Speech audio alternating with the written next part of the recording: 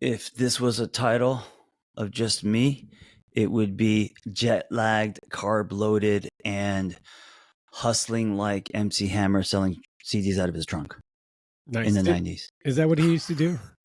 Yeah, that's how he started. He went to nightclubs before he got big, and he was straight up selling CDs out of his trunk after dancing in the nightclub and trying to get the DJ to play his music. That's what I feel like.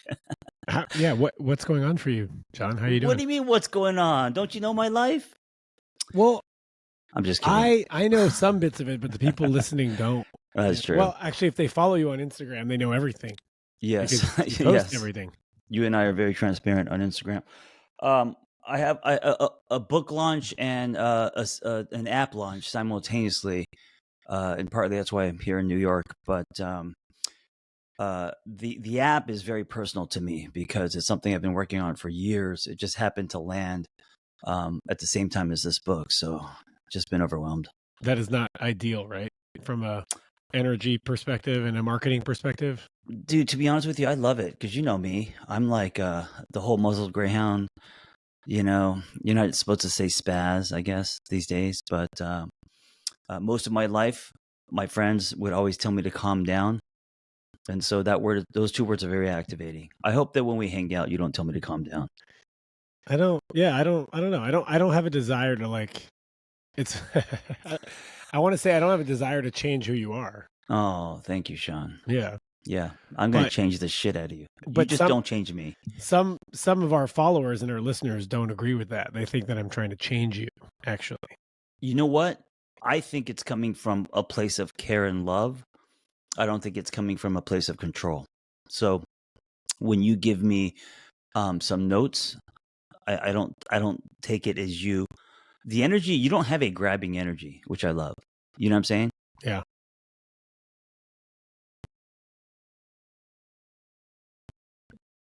Big delay here. John just dropped out. Tess, cut it out.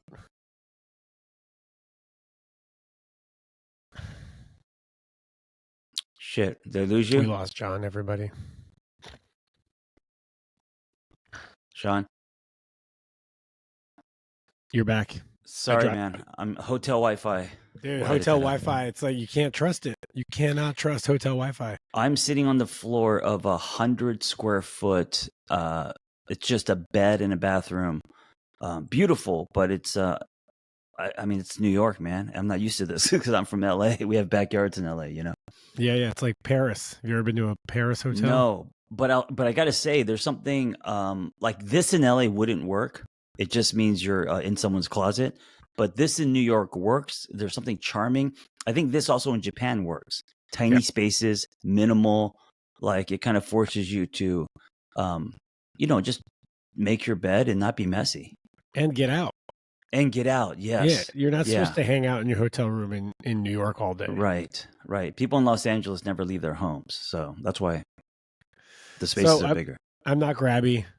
Not grabby. You don't have grabby energy. One of the things that I have with previous male friends is a history of kind of this sounds really weird, man. Some of my best friends have been possessive over me. I think I told you this. We talked about this last week. Yeah. And so you don't have that energy. Well, good. Yeah. That's why we're friends. Yeah, good. Yeah. I don't want to change you. And also when I give you like notes, as you call them, you're allowed to be like, no, fuck that. I'm going to keep doing the thing that I'm doing because that's who I am. You know what, though? I think everyone should practice this. I try to. First, accept it. Like wherever the note is coming from, mom, parents, friends, even social media, just first accept it. Look at it. And then, of course, you have the choice to say, I don't agree. But most people bat away, are defensive. They don't even listen. They just have their hands on their ears. I want to be the person that actually takes everything in, reviews it, digests it, and then say, yes, you're right, or no, I don't agree with you. I like that. Yeah. Take it in first before the like knee jerk of it's wrong. Yes. Yes, and I've taken in everything you've said, have not agreed with one thing so far. Perfect. But it doesn't matter because yeah, because I'm more, this relationship is more important than your boundaries and your sense of self. Oh man, how are you doing? I'm good. I'm good. My voice is weird. Can you notice? You notice Yeah, my voice? you lost your voice a little bit. Are you getting sick? I lost my voice at the anger therapy program that I did Oh last week. shit. And I had Yelling at people or just yelling, talking a lot? yelling, Wow. not at anybody, maybe at myself, yelling at myself. Shaun, I can't even imagine you yelling. I know that's the problem. You're not a yeller. Exactly. My anger is all squashed down. It needs to be free, you know? Well, by the sound of your voice, you have been doing some heavy lifting. I released some anger and also some just like I think I live with a lot of fear.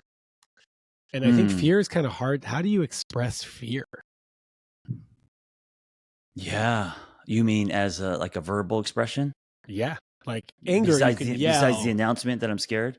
But besides the announcement that I'm scared. Yeah. Sadness, you're crying. You're Right. visibly sad. Right. Anger, you could yell. Joy, you could be blissful. But fear, that to me, I freeze. That's how I experience fear. Oh, I interesting. shut down. I get small. Right. I don't share what I need to share. But it's hard to show that you're scared verbally.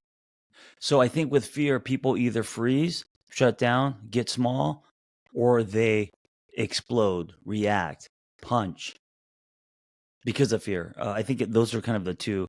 Maybe there's more, but those seem to be the two gears. I think I tend to be more of the chair thrower when I'm scared instead of the shutting down quiet. So like get big, make noise. Punch the person in the face first because you're so scared you're going to get beat up. That's what you need to do when you go to prison. That's the strategy. Yeah, set the tone, right? Shaun, I would not do well in prison, man. I would not. I know no body hair. I'm a fucking dolphin. I would get tossed around. You're smooth. You're smooth. I'm very smooth. I mean, I guess it's kind of arrogant for me to even say, even to imply, that that you would be like a hot commodity in prison. I mean, if people grab me and they closed their eyes and used their imagination, yeah, I can. Here's a question: what would you most likely be going to prison for? Ooh, that's a great question. I would be going to prison for. God, I don't know, man. Tax evasion. Yeah, it wouldn't be something like murder or drugs or hurting anyone. I don't think it'd be a white collar. Maybe it'd be white. Yeah, something that I didn't read the fine print, and now I'm in jail. What about accidentally hitting a pedestrian, like manslaughter? Dude, maybe. I feel like that's everybody. I gotta get off my fucking phone when I'm driving. Yes, for sure. Dude, the fact that you even admit that you're on your phone when you're driving, kudos. 100%. Hats off. 100%. It's a problem, man. It's a problem, and I feel like if you have a self-driving car, maybe it's okay a little bit, but when I'm on the long stretches of road and I see signals and I'm in a familiar place, dude, I got my phone out. I'm fucking texting, DMing, like even sending emails via voice, but still I'm on my phone. It's horrible. I have a child and I keep telling myself I got to stop. It's a horrible addiction, man. Dude, fucking kudos to you for admitting this. Like there's no fucking way I would admit this. I do it, dude, and I need to stop. And also where I live, there's people that jog, and it's very easy to like hit someone because you're someone texting with a stroller. Yes. So that's something. What you're going to fucking prison for. Well, that's probably the worst thing that could happen in my life. Where because of my texting, especially now that I've announced it on our podcast, I hurt someone because of that. I couldn't. The guilt would be so heavy. It would crush me. Drugs, dude. I'd probably start doing drugs again.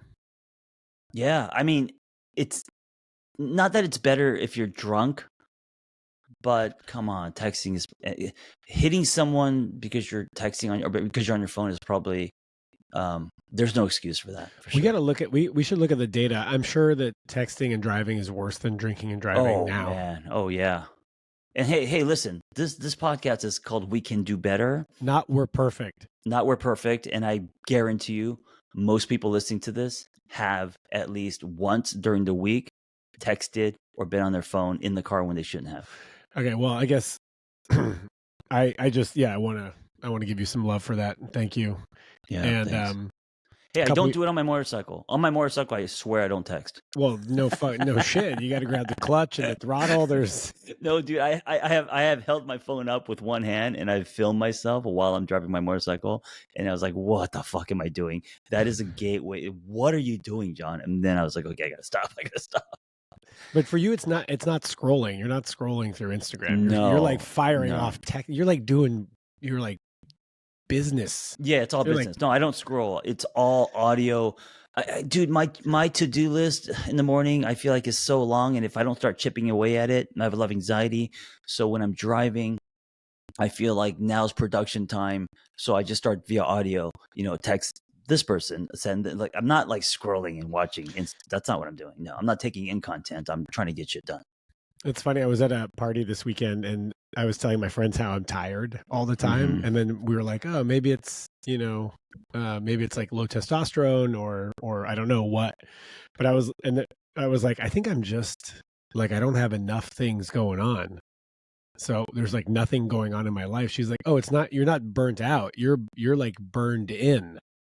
I'm like burned into doing nothing. Yeah. I was like, I don't even have like a full-time job. I go to the gym at noon. I got no kids. Right. Like, what's my excuse for being fucking tired?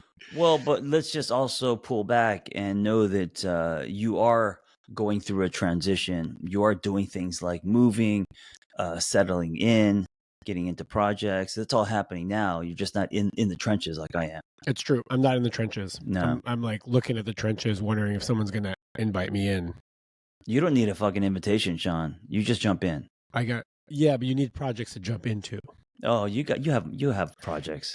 I know. I'm actually currently filling out a vetting form for doing a retreat at Kripalu. So I'm doing some things. Where's Kripalu? I don't even know how to say it. Kripalu is a yoga retreat center in Massachusetts, in Western Mass, out there by Stockbridge. It's really nice. It's going to be a beautiful thing. Yeah. So I want to bring Love Camp there on like a large scale. I could see you doing very well in that retreat space. I know you've done it before, just because you're very personable and you're not you hold up. You know what I'm saying? And I gotta say, this is one of the best compliments I think I've said many times is if someone follows you, someone's watches your videos or listens to your podcast, they meet you in person and they're disappointed. I don't think most people would be disappointed because you're pretty consistent. That's really nice of you to say. John. Yeah. And I also want to say this. I'm just going back to the texting and driving thing. I had a buddy drive like 12 hours to come visit me in Flagstaff, and he was like, "Oh yeah, I watched like so many shows." I'm like, "What? What do you mean watching shows?" Hold on.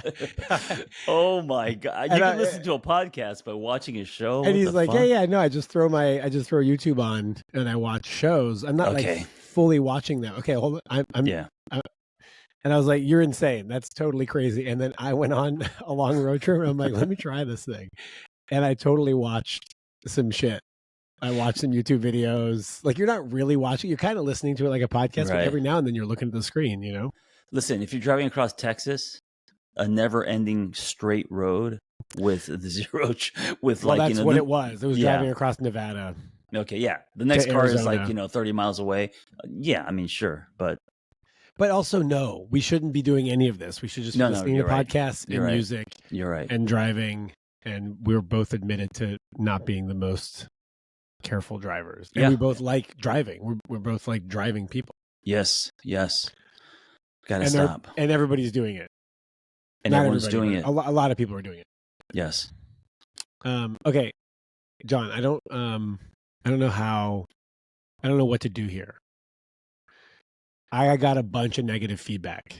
Oh shit. Oh man. Here we go. Principal's office once again. No, for me. Oh, you personally? Yeah, for me. Yeah, no, you're the principal. Now I'm the student. What? Okay, I'm curious. And also, you don't have to give yourself a self review every time we do the podcast, because that's the dilemma. You're also sensitive like me, man. And I don't want you to be punctured because people are saying shit. Well, I'm already punctured because I read the thing.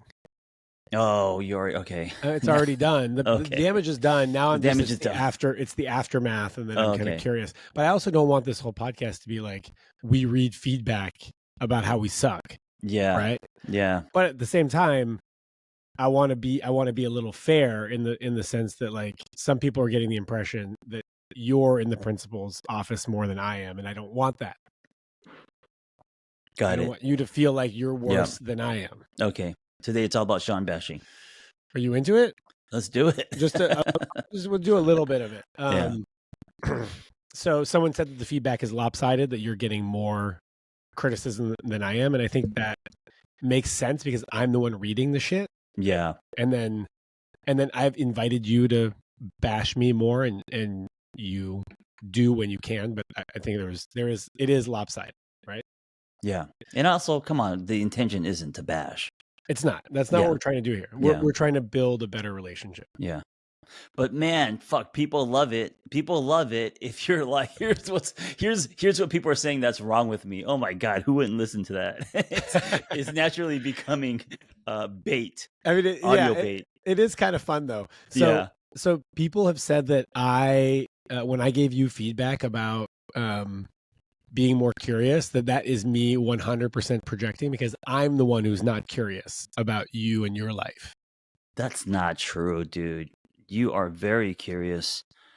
You ask me about what's going on all the time. I don't find that to be true. I think you're curious about my life. I didn't think that it would land either, but someone did say that you could be more expressive of your own needs. So maybe taking up a little bit more room with what you need, which I think is nice. I'm open to that. Yes, and you know what you did? You said, "Hey, John, sometimes when we talk about stuff, I don't find you asking me how I'm feeling or what I'm doing." Remember you said that last time? So yeah. That's you expressing, hey, quit making it about you all the time. Yeah. Okay, so I could be more curious. Someone just said that I'm pretentious and judgmental, and that John works very hard to be patient, and that Shaun is basically just working out his own stuff. And this person feels that I don't know what I'm trying to say here. I think that's my mom. Is this your mom? Yeah, that's my mom. Ignore that one. Let's move on. So I'm pretentious and judgmental, and that you're working very hard to be patient with me as I work out my issues. Which I think there's some truth to that. There's some truth to me. Pretentious? No, me working out my issues. Yes. Like it kind of feels like I have more issues to work out. I don't think that's true. I think we are in different places. I know that because you remind me of many transitions. I mean, what you're going through in your life right now is a pretty big deal, man. Yeah. I guess. I just feel like my life is always in transition. Well, in the last 2 years, shit has happened. That's true. You're making moves. You're doing your eat, love, pray. Like, come on. Yeah. Yeah. I like the eat, love, pray thing. It's cute. Okay, so here's the last one. I guess these aren't that terrible, but here's the last one. This one's really bad. This is a review that we got. It's both of us. No, it's just me. Okay. But still 3 stars. So. Okay. This person says, I want to love this podcast. I listen to it every week, wondering if it's finally going to grab me. And I just have to say, listen, I just said, hey, like John said, I'm not a grabby person, so it's probably not going to grab you because that's not how I roll. Let me just say, if you're listening to it every week and if you listen to 21 or 25 hours of this podcast, it has grabbed you. It's grabbed you, right? Or you're just someone who really gives things a chance, I don't give 20 hours to a podcast unless I'm invested, Yeah. And this person says that there are parts that are immensely entertaining. Okay. Yeah. Today's episode was Shaun's new tattoo. Let's start with that he has admitted he's in the throes of midlife crisis. I am. Thank you. Mm-hmm. But not just a harmless one, as he has now unfortunately made permanent changes to his body in the process. I will tell you, in all honesty, from a woman's perspective, that it's going to affect his life going forward. There are not many women I know that would be interested in taking Shaun seriously with a horny devil tattoo on his arm. Just to add to the offensiveness that it's giving the middle finger. Not a whole lot of us have dreamed of marrying a man and having his children with that on his arm, or even as simple as letting him meet anyone in our family. He had a date after that and it didn't go so well. He should probably be prepared. He should probably be prepared that a lot won't now after that he has put that on his body. His whole hedonistic, self-centered way of living doesn't age well. Oh my gosh, you wrote a whole paper. She's coming after me. He's still handsome and he's enjoying his fun, but instead of encouraging John to loosen up and making his life feel less than, which I don't think I do, by the way, in the process with his shocking sexcapades, maybe he should try to live a little bit more like him. John is living like a grown-up, and there's beauty in that. But back to the tattoo. The previous idea was good enough. He should have stuck with that. Wow. Wow. I want to back up and start with this.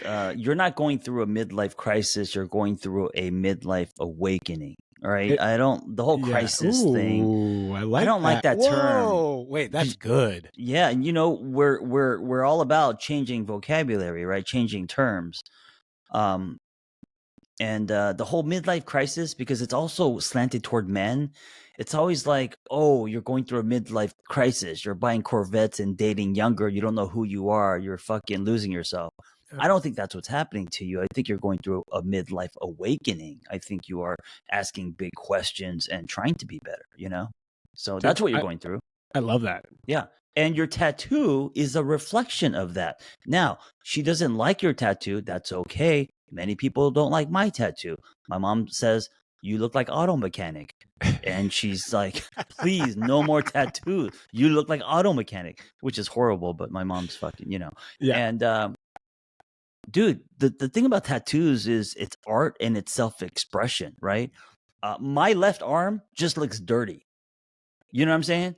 It looks like I rolled my left arm into newspaper, but I don't care. It's what I like. And so if someone doesn't like your tattoo, they have their opinions on it.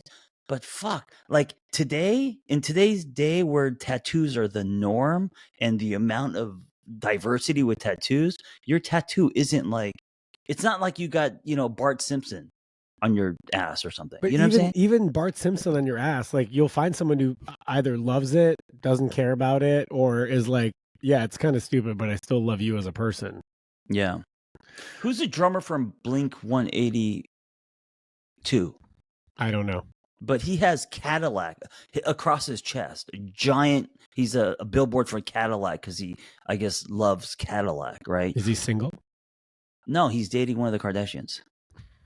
He's also famous and a rock star, and he could get away with it. Right. But I'm just saying, like, it's like putting Toyota on the side of my stomach. Like what? Like, well, that whatever meaning it has. Yeah. I mean, this person feels like they're like, I don't know. They just they're giving you their opinion. I get it. She doesn't like your tattoo. I get it. That's fine. But also, it's not a sexy devil. It's a baby devil. Yeah, so it's more cutesy. But also, I realized, and I didn't know this, your tattoo is a very specific genre style that you like. It is. And a lot of people that don't know about tattoos will just be like, oh, it's a devil flipping you off or whatever. Yeah. Yeah. Anyways, that's what I got for feedback. Hey, real quick before we move on, how does it feel hearing that? Does that hurt you? I mean, she wrote an entire paper on Yes, and posted it as a review. And that what I was going to say is, please, people, leave us a review like this one. Write me a paper. Write John a paper. Yeah. How does it feel? It feels a little misguided. Honestly, it feels a little weird. It feels like she's triggered in some way. Does it hurt at all? Does it hurt because you just got this brand new tattoo and someone doesn't like it? There's a part of me that thinks she's right. Oh, Shaun. I was like, oh yeah, I went on a date and she didn't like it, even though she was all fully tatted. So that's probably not it. But part of me was like, oh, is that real? So tattoos and haircuts, even though we want to express ourselves, yeah, we can be unsure and insecure. And so when someone says like, something about your hair, even if you like it, it fucking stings, man. Or hey, that shirt you're wearing, like it stings. Even if you're confident, even if you know that you like it inside, if someone says something about something aesthetically about you, that definitely stings. It definitely, unless it's your mom, Well, it's funny. I'm like coming to terms with the shaved head thing, and yeah. I like it when I see myself in the mirror, but when I see myself in photos, I'm not super into it. But I saw my neighbor yesterday, and I hadn't seen him since I shaved my head, and he was like, "Oh man, you cut your hair. You look much older now." And I don't think that it wasn't a compliment. I was like, yeah. oh, I didn't think it was going to make me look older. One of my clients who did my 3-day intensive recently said that, oh, by the way, I like Shaun's shaved head. I think that's the way to go. If you're starting to get that little Dr. Phil thing, no halo, shave your head. That was the right move. So, well, thank you. Yeah. And someone left you a sweet message because you sometimes speak negatively about yourself, including like your dirty arm or your head. Remember last episode? You were like, dirty arm. Someone just listening now is like, what? He's got dirty arms? It's the ink. She wants to assign some homework for you, John. Okay. That when you have the urge to say something unkind about yourself, instead pay yourself a compliment or say something that you like about yourself instead. That's hard. Self-deprecation. How do you say it? Self-deprecation. Yeah, you got it. Yeah, that's always been my thing. Dry humor.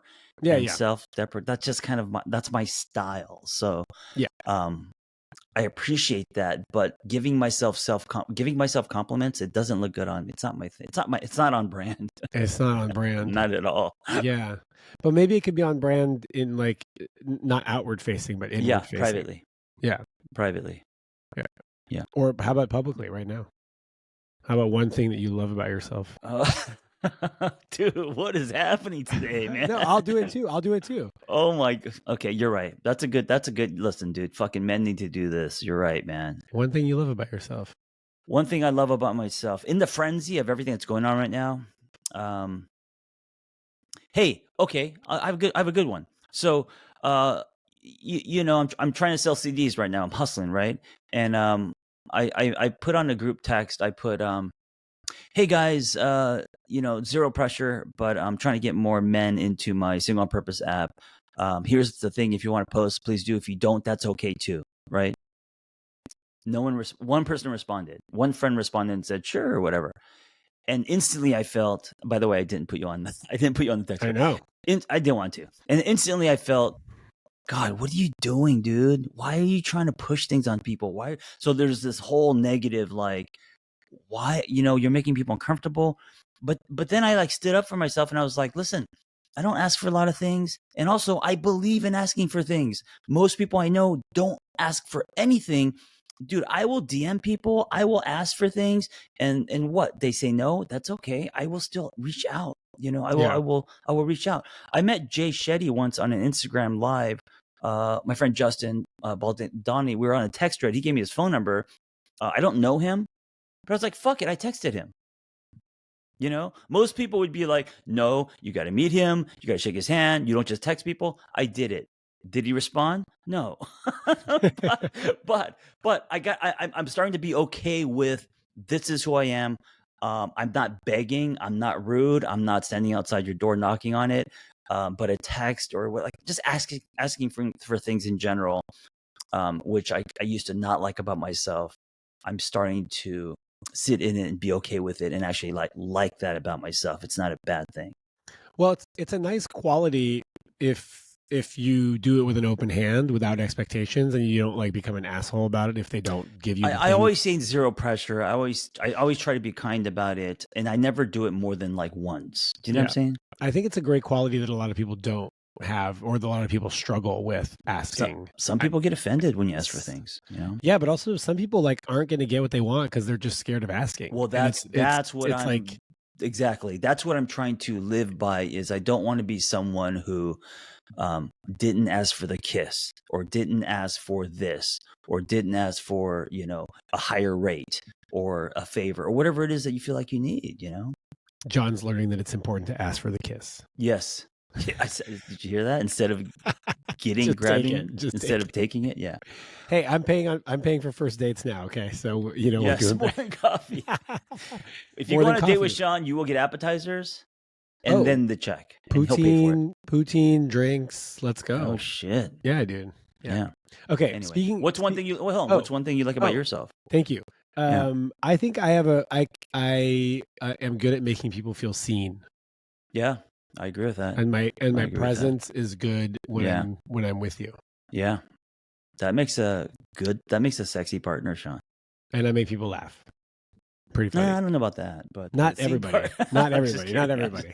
I'm just fucking with you. Come on, we gotta fuck with each other, man. We can't be all nice to each other. Vanessa thinks I'm funny. Just FYI. Really? Mm-hmm. I gotta ask her. Well, that's a little bit of because she doesn't think I'm funny at all. So if she thinks you're funny and she doesn't think I'm funny, that stings a little bit. She tells me all the time. I'm just kidding. Oh shit. That stings more than like that stings more than like, her saying like, I don't know, some kind of aesthetic compliment. Yeah. You know what I'm saying? Because women love humor. Humor goes further than, say, a big dick. She's never told me I was funny. I think she actually thinks you're funny. But anyway. that was the joke. That's the funny part. Okay, let's pivot. Yes. Men, sex, and dating.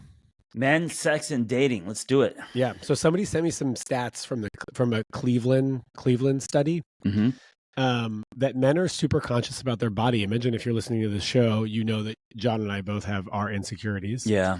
And it's impacting their sex life. So 71% of men in the U.S. admit that their self-body image impacts their sex life. Mm. So that's like almost 3/4 of all men. That's a lot. That's surprising. 3/4 of all men have some body image issue that is preventing them or is impacting their sex life negatively. You know what it is? You know why that number is staggering? It's because no one talks about it. It's because it's hidden, We're not talking about it?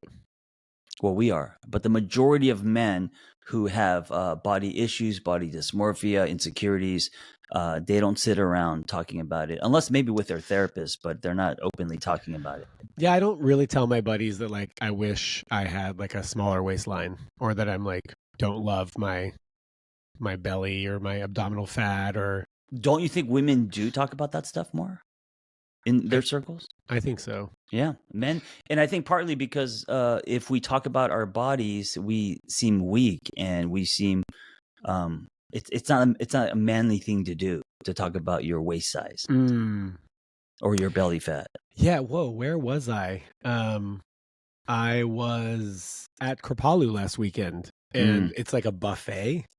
Yeah. And I cannot be trusted around buffets. Oh, me either. Dude, I'm having I will have 3 breakfasts in one, which normally I would just have the yogurt, and then this time I'm having the yogurt with the toast and the eggs and this. And there was a woman there, a friend that I made, and I was like, oh man, I ate way too much. I'm feeling super fat right now. And she goes, oh, weird. I've never heard a man say that before. Yeah. Yeah, I know. I'm feeling fat right now. Yeah. So apparently 64% of men admit that they have experienced sexual performance issue and that it makes them feel like less of a man. I could see that, man. If I gained weight in the bedroom, it would definitely ripple. It would definitely, I would feel insecure. I would feel like if I see my reflection in the mirror while we're having sex, I'd feel, like that whole thing. So I sometimes don't like the way I look, and I try not to let it affect my self-image or become self-conscious about it. Mm-hmm. Because the thing that I tell myself is that like the person I'm having sex with, if I'm having sex with anybody, probably is also self-conscious about something in their body. Yeah, and they're probably not focused on my body. They're more focused on their body. So that kind of like keeps me in the present, so that I don't like check out and get really worried or like come up with some excuse for why I'm not in the mood. I think men would be surprised if you are in a hetero relationship, how much women don't care. I'm always reminded, like, we don't care, John.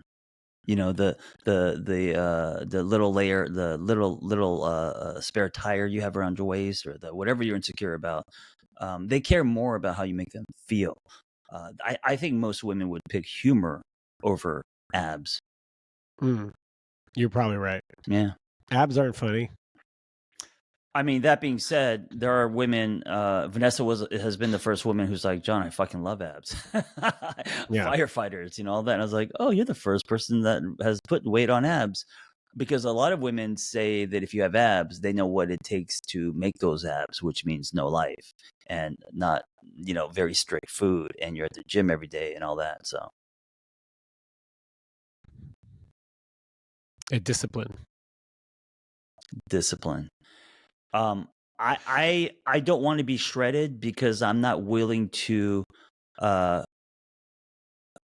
do what it takes to get there and lose that quality of life. You know what I'm saying? Yeah. I'm going to have a pizza. Yeah, I know. I saw that. Yeah. I had 3 last night. It looked good. 3 slices? 3 slices at 1 a.m. Great. Amazing. You got a carb load. You got a carb load. I think Mark Wahlberg is his name. Mark Wahlberg. Yeah. Did probably helped Calvin Klein sell the most amount of fucking boxers ever. Yeah. But did not do us regular men a service. Yeah, that is not the average male's body. He's the bench. That was the benchmark. Mark. Yeah. For what the optimum male physique should look like. Can look like, sure. Yeah. Okay. So apparently 20-year-olds, today's 20-year-olds are having less sex than their previous generation. And 15% of adults between the age of 20 and 24 report having no sexual partners since they turned 18. Why do you think that is? Why are men, younger men these days, not having? Is it because they're more picky? What's going on? I think it's a combination of maybe fear of sexual STIs, sexually transmitted infections. Okay, but those have always been there. Yeah, but I think it's just scarier. I don't know why. I think the dating is harder now. Yeah, for sure. Apps. Yep. So, if I'm not mistaken, it's interesting. I think 50%. So of men who use dating apps, when they're swiping, this is data from Tinder, men will swipe left on 50% and right on 50% of women.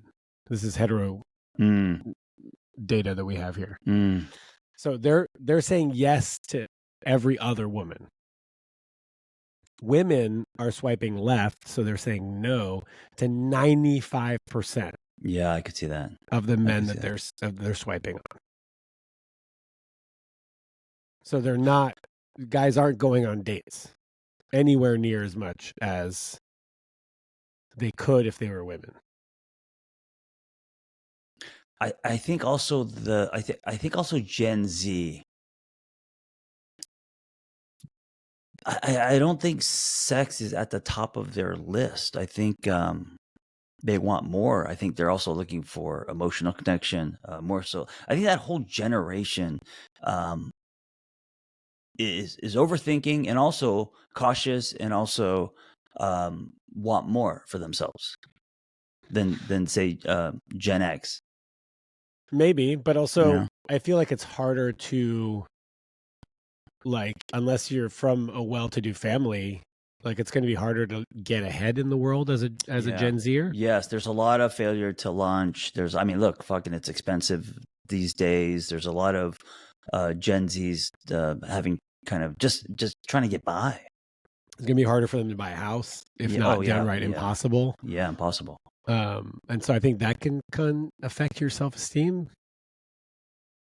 They have nowhere to have sex. That's what it is. Like 5 roommates. They have 5 roommates. They have roommates, and getting a hotel is expensive. So it's like, what are they going to do in their car? Like, they have nowhere to have sex. Yeah, what? You can't stay in a hotel. It's crazy. No, it's 100 square feet. in New York? 400, $500, 100 square foot here in New York. I'm on the 8th floor. You can hear your partner pooping. And you can hear, yeah, exactly. Exactly. So, yeah, they want to have sex. It's so sad. They want to have sex. They can't afford it. Oh, shit. Yeah, but that's not really it though, huh? I don't know. I think there's a lot happening with that generation, good and bad. And maybe good and bad isn't the term, but Gen Zs are really interesting. It's almost like a different species is emerging from the human lineage.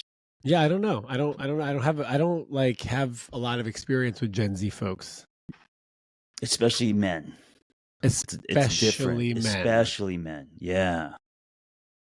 I'm curious to see how they're gonna end up when they get to be our age. It's gonna be. I think they're much more emotionally available and mature. Oh yeah. But at the same time, I've also witnessed a huge failure to launch epidemic where Gen Z is not taking risks, not doing things. They overthink. They're used to instant gratification. They're not embarking on their hero's journey. There's no initiation. You know what I'm saying? Like, dude, I was folding jeans at 15. I was fucking ripping plasma in a hazmat outfit as my first job. I was doing shit, Gen Z, they don't pull triggers. I mean, yeah, I worked at a bagel shop. I worked at a video store. Should. I should serve and all that. I was serving. I was stocking groceries. Yeah. I think Gen Z, because of information and how savvy they are, they're like, if it doesn't line up with, things that are going to compound interest or all whatever, I'm not going to do it. And so they don't do anything but just think and overthink and overthink and overthink. And I don't think everybody can just. I think they're being shown a lot of like get rich quick on the internet. Yes, kind of. Yes, they're getting. Well, yeah, of course. I think social, because we didn't grow up. Well, I didn't grow up with that. I didn't either. Yeah, so they're showing a lot of, hey, listen. You want to make money? Here's the real way to make money. Right. You don't need to get a drop ship. You got to get some T-shirts. You got to like merch, brand yourself. And it's like, and they're like 16. Yeah. I was just trying to show up, get my mom to drop me off at the bagel shop at 6 a.m. That's it. And then I made bagels. Yeah. I was trying to get a job at Del Taco, fast food. Yeah. Simple. Yeah. Simple. Yeah. And there needs to be more of that. But here's the thing, that creates an initiation for men. It creates some kind of rite of passage. It creates work ethic, discipline, learning, exploration. I got high with my coworkers. It was fun. It was fun. Now you got to figure out how to build a business as an online dropship business as a 16-year-old. Yeah. That's not fun. I know. That's scary. Yeah, I think what you're talking about is correct. All of this with the injection of tech changing our culture is definitely turning youth, but especially men, into just terrified, confused beings, not willing to leave the house. That's why they're not having sex. I'm a little scared to talk about Gen Z because I feel like I don't understand them, and I'm scared of like scaring them off or like saying the wrong thing. They're like alien, dude. They're a different species. I don't know how to approach them. You're right, dude. No, I'm like, this conversation is making me nervous. Like we're speaking poorly about them. They're gonna hack into our shit. They will be at our house. They're gonna tear down. I mean, they're smart, man. I might go home and my house might be burned down. I don't know. Gen Z, they know how to get shit done. Now we're praising in that them. way. Yeah. Well, so hey, if you're Gen Z and you're struggling, we'd love to hear from you. Oh yeah, leave a message. Drop us a voicemail 657-549-1001. Should we do a question? Let's do it. Okay. Oh, okay. These are surprise questions. I uploaded them, but I don't know what they're about. Oh, I love it. That's better. Well, no, I picked them, but I didn't listen name them, so I don't know. Okay, let's go. Hi, John and Shaun. My name is Charlie. I live in Texas. I am 38 years old. My question is, how do you get the courage to up and leave? I'm married. We're not compatible. We're literally just roommates. We have a kid, and I just feel like life should be different. And I'm so fearful of the other side. Just curious, how do you get the courage to up and leave and choose better for yourself? Great question. So many can relate, and I gotta say, I love women with the name Charlie. Women with is it guy names? I don't know how to say it, but like, Charlie, Roger. Logan. Yeah. No, not Roger. Not Roger. Wait. Oh, I have a friend named George, a woman named George. And it's the best. I've never heard that. That's the best. No, that's cute. Georgie. No? Yeah. No, it's Georgie, that's cute. I love it. I think it is, yeah. Yeah. So Charlie. Yeah, not like Damien or something. That doesn't. Yeah. Jordan. Jordan, yeah, women Jordan. I've heard of that. What do you think of this question? It's actually, I think, a very common question. Being in a relationship, especially marriage, and also to make it complicated, kid or kids, knowing it's not honest, not happy, but how do I have the courage to leave? I'm terrified about the other side. Yeah, super common. Very common. So I feel like if I was John, I'm going to answer it like you. Why don't you just answer it like you? What the fuck? We the Freaky Friday today? What's going on? I mean, dude, leaving a relationship. The thing is, I don't have a kid, and so and also I'm aware of how hard it is for a woman to leave sometimes because they might not have the resources to make that change possible. Although that's not what we heard here, right? Like she didn't talk about her finances. You're gonna get a shitload of comments for what you just said. I know. Wait, what? It's Are true, you implying though. that women don't have jobs? No, I'm implying that.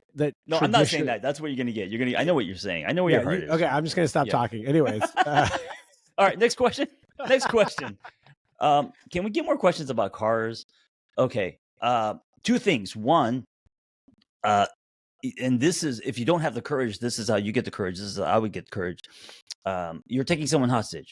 So if you're in a relationship that is dead, I call this the flat soda breakup, which is in my new book, Break Up on Purpose. No, I'm just kidding. It's the flat soda breakup. So meaning that people, if both of you guys know that this is, you guys are roommates, you're also preventing your partner from finding love and the kind of love that they deserve, right? And number two, as far as children go, imagine your mom when you were growing up, stuck in a marriage. Would you have wanted her to be unhappy, or would you have wanted her to just, pull the pin, start over, and find someone? Because also it's going to make you a happier person / a better parent. I would not want my child to witness a false relationship or people walking on eggshells or never kissing or sleeping in separate rooms. My parents were like that.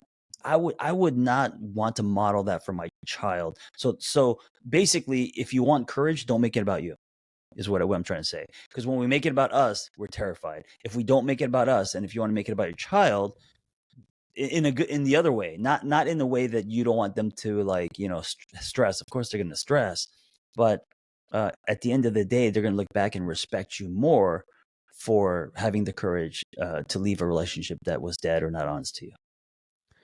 Amazing. Yeah. So that, thank you for that. There's a lot of things that I want to piggyback off of. Don't stay for the kids. From what I can tell, every time I've posted about this stuff, all the kids who were whose parents stayed for them wish that they hadn't. Yeah. And when their parents finally were like, "We're getting divorced," the kids were like, "Finally, Jesus Christ, what took you so long?" Yeah. And we're going to be fine. And they're going to be fine. And they would I'd much rather see a happier mom or a happier mom or happier dad. Yeah. And that's what you're doing here. If you're wanting to leave, you're terrified, but you do want it to be better. You want to be happier. This is not what you envisioned for yourself. So can you make a hard decision for yourself today that's going to set up your future self up in a better position, right? Like going to the gym, we don't like it, but after we feel better. And if you do that consistently over time, you're going to have a healthier, stronger body, right? Also, I find that people are afraid of two things when they leave a relationship. Or one, that they'll never find someone else, like no one else will be interested in them. And two, that they don't want to be single.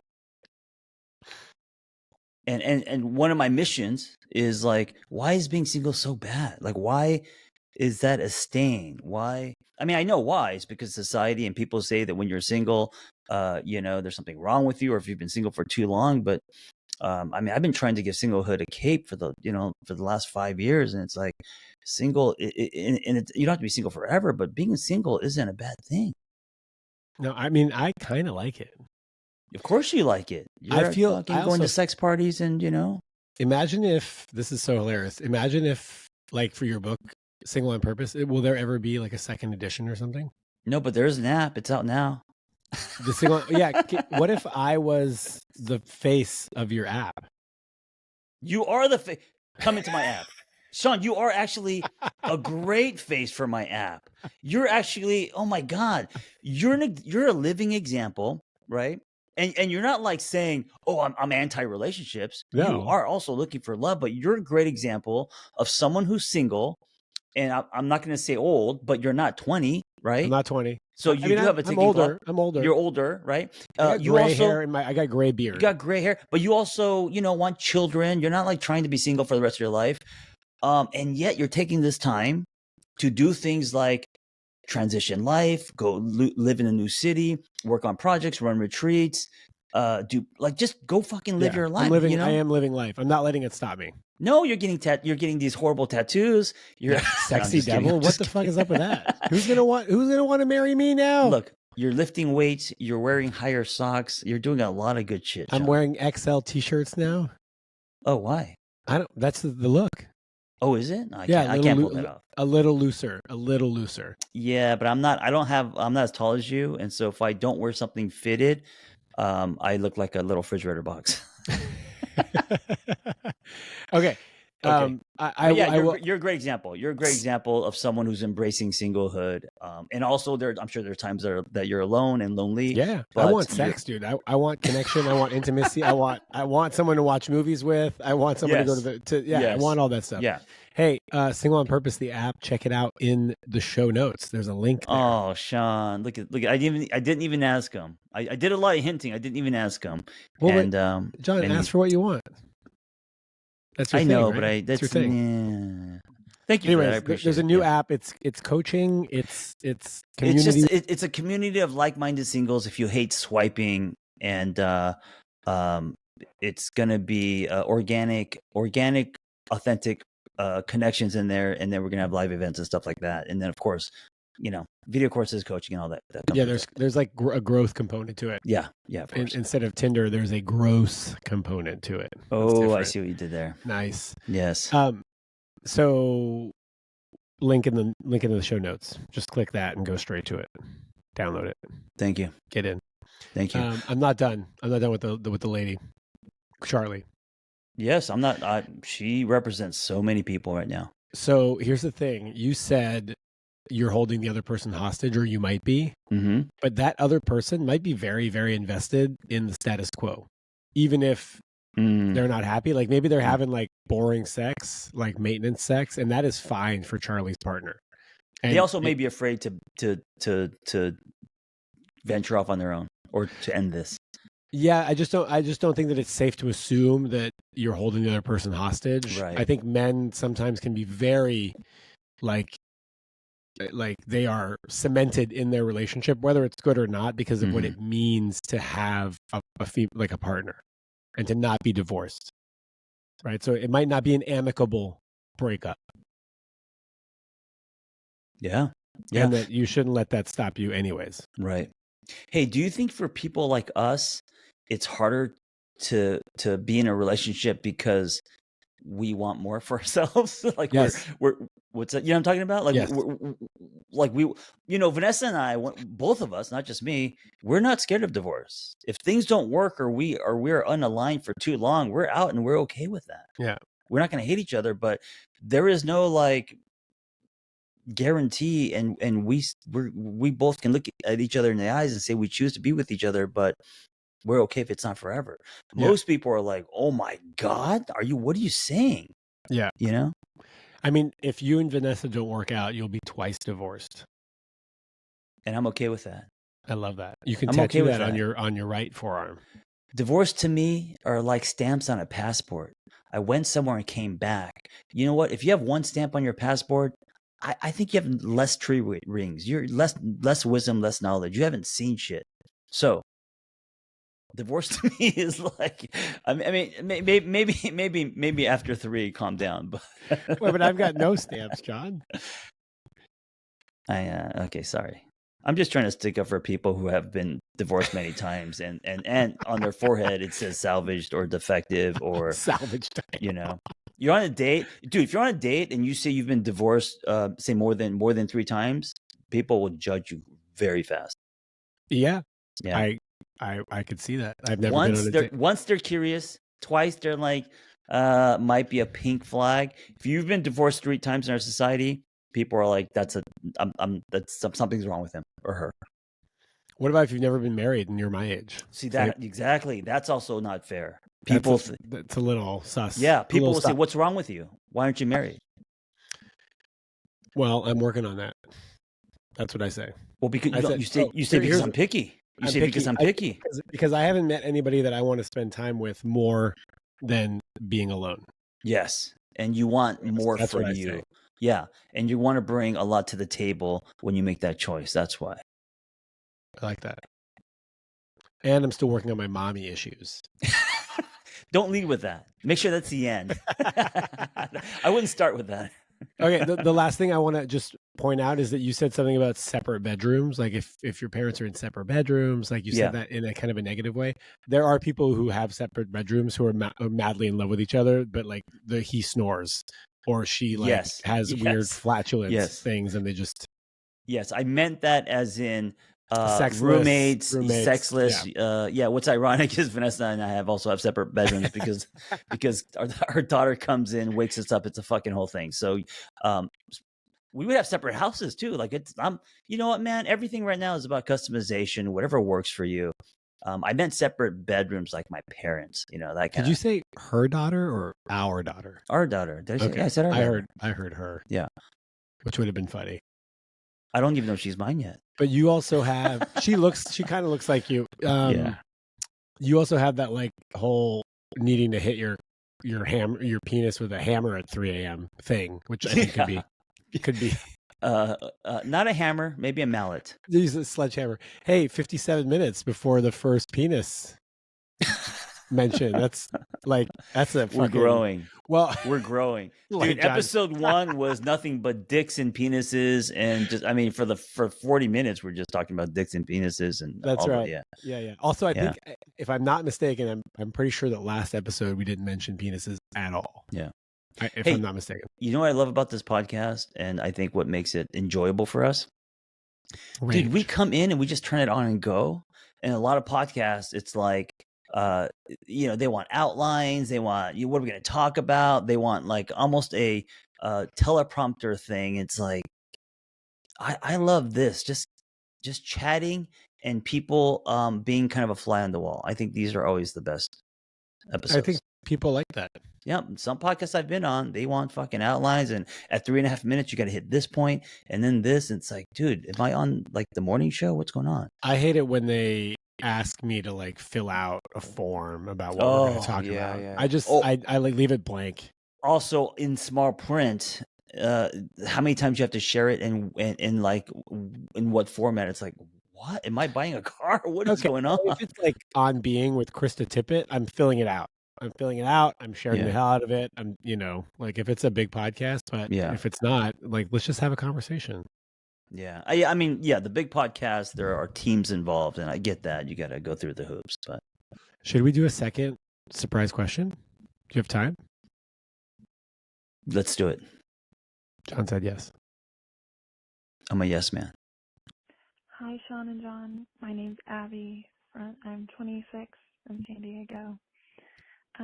My question is how you deal with jealousy. I'm in a really loving, beautiful relationship, but I just keep finding myself stuck in sort of jealous feelings and anxieties, especially with like relationships with exes and friendships and things like that. Anyways, I would love any and all of your advice. Thanks. Have a good one. Ashley, was that her name? I forget. Were you not listening? No, I was listening. I was just her voice was like very nice. Like, yeah.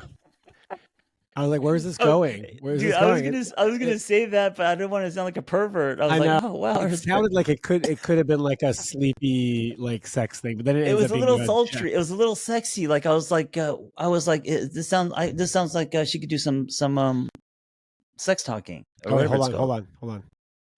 Hi, Shaun and John. My name's Abby. Abby. It's either very like sensual, sultry, sexy, or it's like she's depressed. I can't tell. It's a fine line.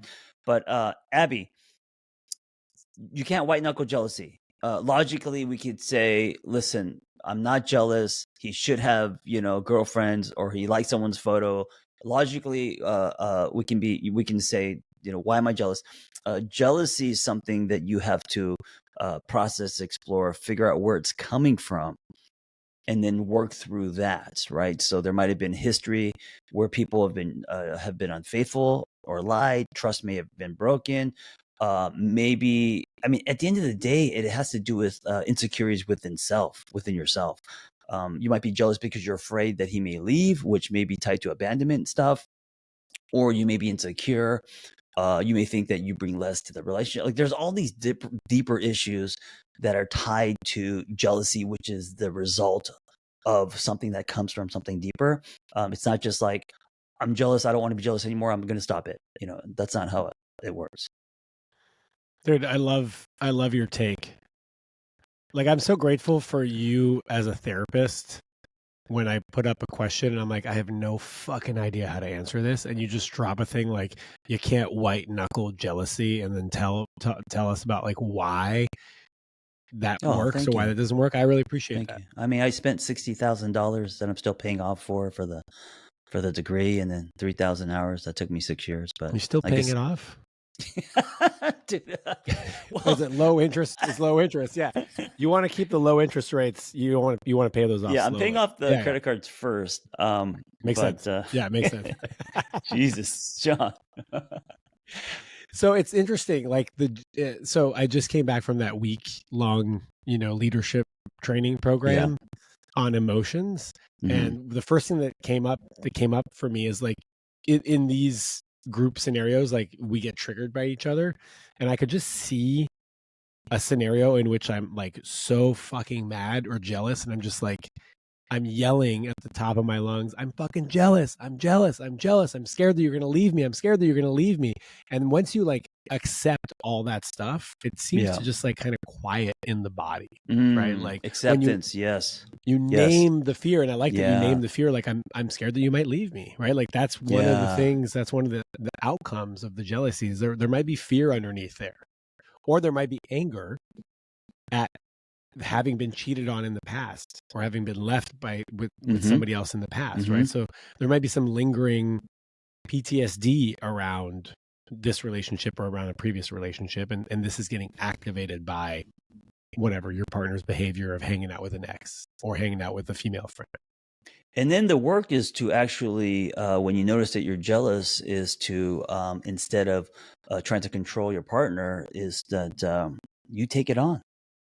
You work through it. You take it into the therapy room. It's your responsibility. Instead of telling your partner you can't or don't, or whatever it is. So like, instead of projecting your insecurities onto your partner, take ownership. Right. That's where the work is as far as jealousy. And you could even take it to your relationship. Hey, I'm feeling super jealous. Yes, I know it doesn't have, it probably doesn't have anything to do with you, but I'm feeling insecure. And could you, like, so in polyamorous or non-monogamous relationships, like it's common for someone to experience jealousy because their partner is going out with their boyfriend or their girlfriend or their other partner. And you could say, I'm feeling super jealous. Can you give me a little bit of love? Can you tell me what time you'll be home tonight? Can you do some things to assuage my fears, or to calm or soothe my anxieties? And some people are going to be like, oh, that's super codependent. You shouldn't ever have to do that. You should never have to like get co-regulated by your partner. But that's what we do in partnership. Like, we often get co-regulated by them. And so sharing what you're struggling with, no matter what, is actually going to make you and your partner feel closer. Even though it's your responsibility. And there's a difference between sharing by saying, bring it back to you, I'm feeling jealous, or that's I'm very sad, different than I'm pointing scared. fingers. Yeah. That's very different than because I feel this, you need to change your clothes. Yeah, or Or you need to. always pick up the phone when she calls, or you always do Yeah. this. Like when Yeah. she calls, I feel. I mean, this is classic NBC, right? Yeah. When this happens, I feel this. Yeah. So when you go spend time with your ex, I feel sad, I feel rejected, I feel abandoned, and it affects my ability to stay connected with you. Yes. Asterisk NVC stands for nonviolent communication. Nice. Thank you. Yeah. $60,000, 3,000 hours face to face. I love that. Yeah. Good. I'm glad someone had to do it. It certainly wasn't going to be me. Oh God. But that's what makes us Starsky and Hutch. Mm-hmm. You know, I don't want to be with another clinician. I want to be with a coach. So soon our podcast is going to be called Two Bald Guys. That's fucked up. Don't say that. Are you looking at my hair right now? No. Jeez, the lighting's good today. Because I think you're going to shave your head at some point. No, I will not do that. Well, you're going to have to when you get the transplant, anyways. I will have to shave my head if it goes past people are like, dude, you got to shave your head. Halfway mark. Yeah. But wait, is that where the ears, like where the headphones go? Well, by that time you have to shave your head. But I look like a monk. I cannot shave my head. I just can't. I shaved my head. I look like a straight up monk. I don't care what you say about tattoos. Okay, here's what I have to say about that. What's wrong with looking like a monk? That's true. Okay, yeah, maybe in the 90s it wasn't cool, but fuck, now with wellness being commercialized. Are you kidding, dude? Maybe monk. Yeah. All right. Maybe I'll maybe. I was literally on my bike. He always says that. What's so bad about that? What about you're all the right? monks? Fuck. That's why am I saying monks are bad? Yeah, you're right. Monks are listening to I our just show. don't think that when you think about a sexy man, that a monk is the first person that comes to mind. But dude, why discipline? Also, why do you have to be a sexy man, John? Why do you have to be a sexy man? Yeah, why is that? You're already a sexy man. Well, I don't know about that. That's subjective, but I have a lot of hair issues. I've had hair issues since I was 12, spraying my hair with Aquanet. So hair is a big insecurity for me, and so I hold on to it, and so we'll see. Dude, I mean, you too. I know. I get you, and also maybe because it's such an insecurity, it could be something to let go of instead of holding on to. Anyways, all right. Anyways, thank you for listening. Be well. Be well. Single on Purpose, the app. Oh, thank you, Shaun. Break Up on Purpose, the book. Oh, thank you, Shaun. Hey, what else, John? That's it. I can't do any more else. That's all I got. That's all I got for the next 6 months. And I'll see you. I'll see you next Friday. Yeah, next Thursday, actually. Dude, should we do a podcast there, or are we going to bring our shit or no? No, I think no. Well, where are you going to be on Monday? This Monday? The one after your wedding. Oh, I'm there till Tuesday. We're staying there extra since we're already there. I don't know that we should do. Well, let's just do it when we normally do it. Yeah, because I don't want to mix work in. I mean, we're going to be eating fish tacos and drinking margaritas, and I don't want to have to. But I'll definitely record us on the phone, but none of this podcast production. Yeah, I'll show you my new tattoo. Okay, I'll show you mine. Love you, bud. Bye. Bye.